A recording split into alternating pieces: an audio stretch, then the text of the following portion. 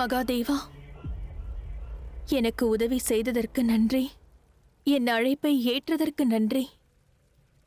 தாங்கள் இருக்கும் இடத்தை அறிவித்ததற்கு நன்றி. நமக்குள் இருப்பது காதலின் எடுத்துக்காட்டு மகாதேவா. சிவசக்தியின் உறவுக்கான ஆதாரமாகும். இதில் மாபெரும் தியாகமும் துச்சமானதாகும்.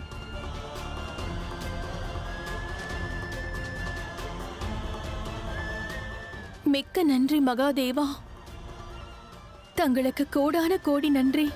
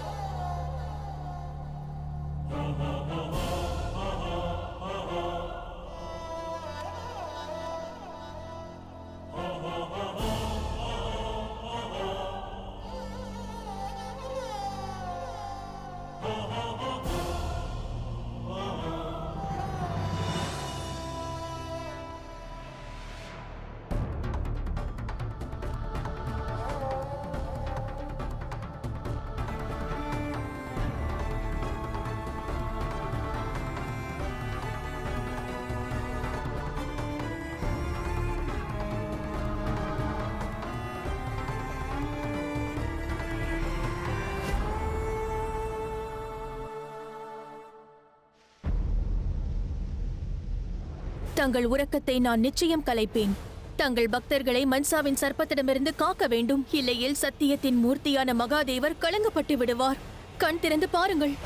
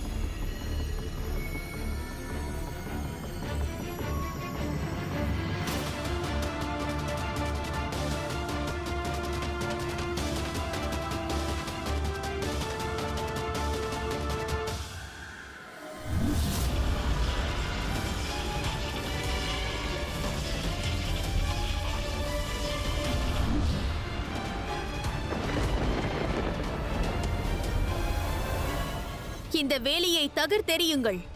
என்னை உள்ளே வர அனுமதியுங்கள் மகாதேவா.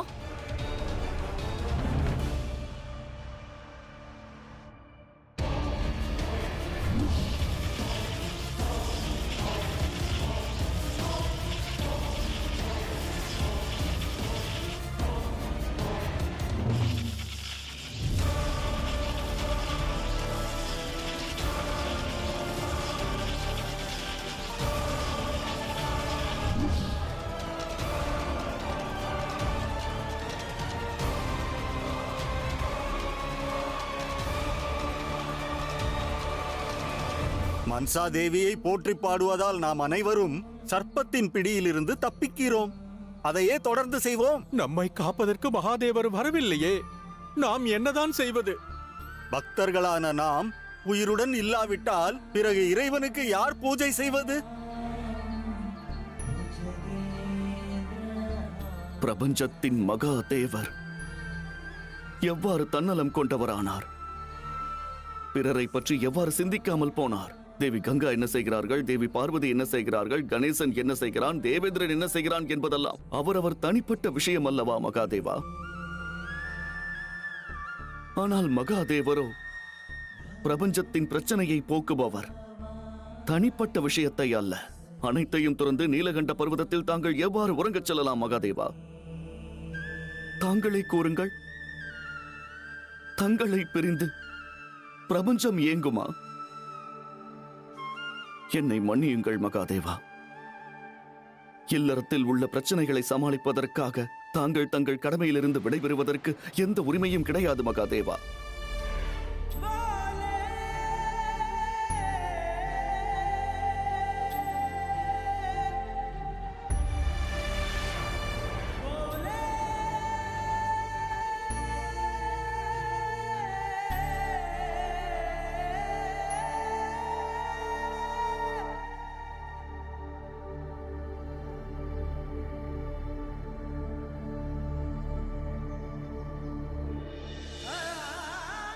சூழ்நிலையை சமநிலைப்படுத்தவே நான் வணங்கும் என் இறைவனிடம் அவ்வாறு நடந்து கொண்டேன். என்னை மன்னித்து விடுங்கள் மகாதேவா.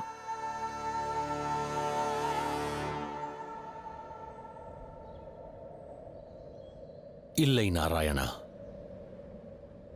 நான் தான் தங்களிடம் மன்னிப்பு கோர வேண்டும். இன்று தவறிழைத்தது நான் தான். பிரபஞ்சத்தின் சிவனாக இருந்தும் நான் எனது கடமையை புறக்கணித்து விட்டேன். லோக நன்மைக்காக நான் எனது விருப்பு வெறுப்புகள் யாவையும் மறந்திருக்க வேண்டும் நாராயணா. ஆனால் நானோ எனது மன நிம்மதியை மட்டுமே நாடியிருக்கிறேன். உண்மை யாதென்பதை தாங்கள் எனக்கு காண்பித்தீர்கள். ஆனால் நான் இழைத்த தவறை காணுங்கள். இன்று நான்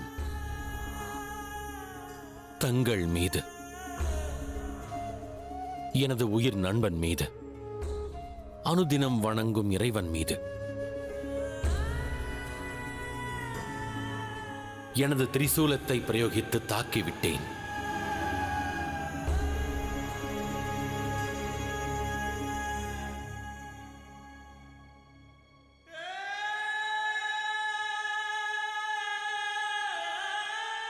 என்னை மன்னியுங்கள் நாராயணா.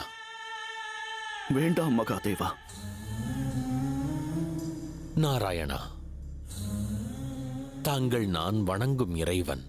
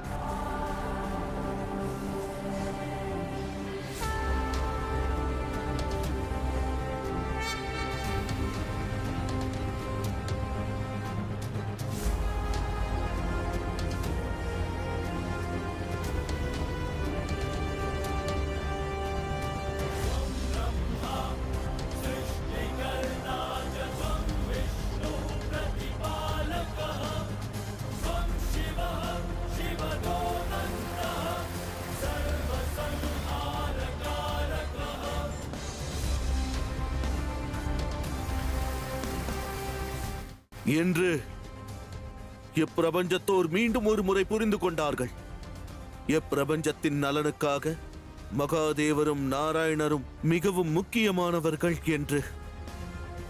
மகாதேவரின் கண்ணீரில் இருந்து உதயமான அந்த நதி இருக்கிறதே, அதை இப்பிரபஞ்சம் காலம் உள்ளவரை அலக்நந்தா என்ற பெயருடன் அழைப்பார்கள். அலக்நந்தா என்ற பெயருடன் அழைப்பார்கள். அலக்நந்தா என்ற பெயருடன் அழைப்பார்கள்.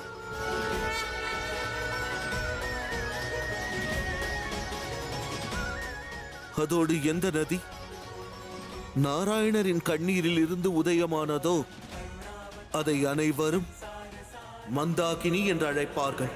மந்தாகினி என்று அழைப்பார்கள்.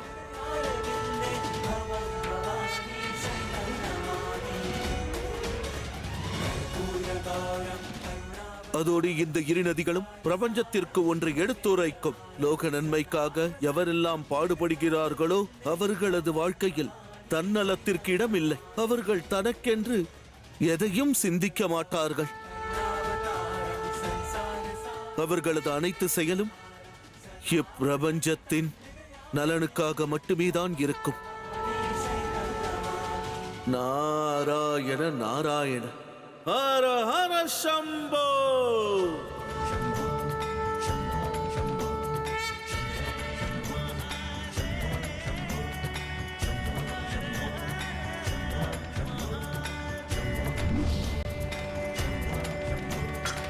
வாருங்கள் மகாதேவா, தாங்கள் கைலாயம் செல்வதற்கு நேரம் வந்துவிட்டது.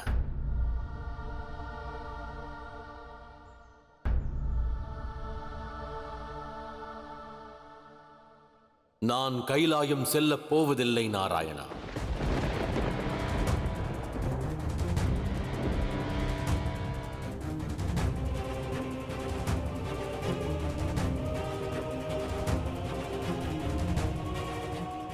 ஏனென்றால் கைலாயத்தில் தேவி கங்காவிற்கும் பார்வதிக்கும் தனிப்பட்ட சங்கடம் உள்ளது. எனது கடமையாற்ற விடாது என்னை தடுக்கிறது. நான் ஆற்றும் செயலை களங்கமுறச் செய்கிறது.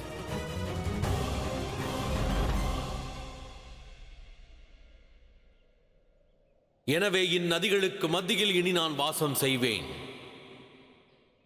இங்கிருந்தபடி லோக நன்மைக்கான உத்தேசத்தினை நிறைவேற்றப் போகிறேன்.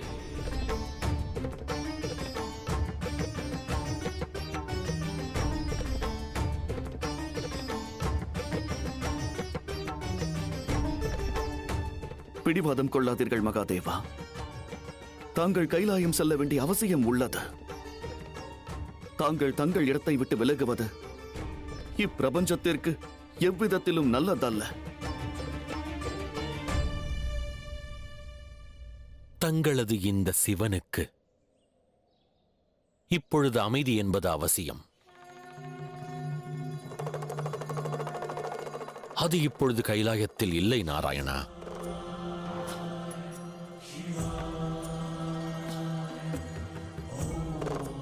இயன்ற முயற்சிகளை நான் புரிந்திட்டேன். தேவி கங்கா, தேவி பார்வதி இருவருக்கும் எடுத்துரைத்தேன். ஆனால் அதில் தோற்றுவிட்டேன்.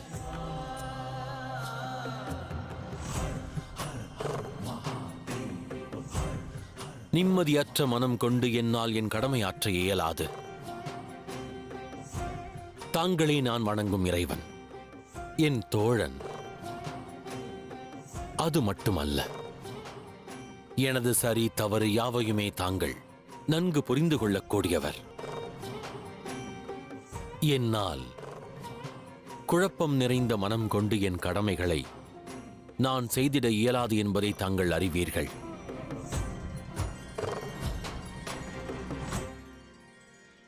எனவே இன்று முதல், இக்கணம் முதல் சிவனின் ஸ்தலம் இவ்விரு நதிகளுக்கு மத்தியிலேயே அமைந்திடும். இவ்விரு நதிகளுக்கு மத்தியிலேயே அமைந்திடும்.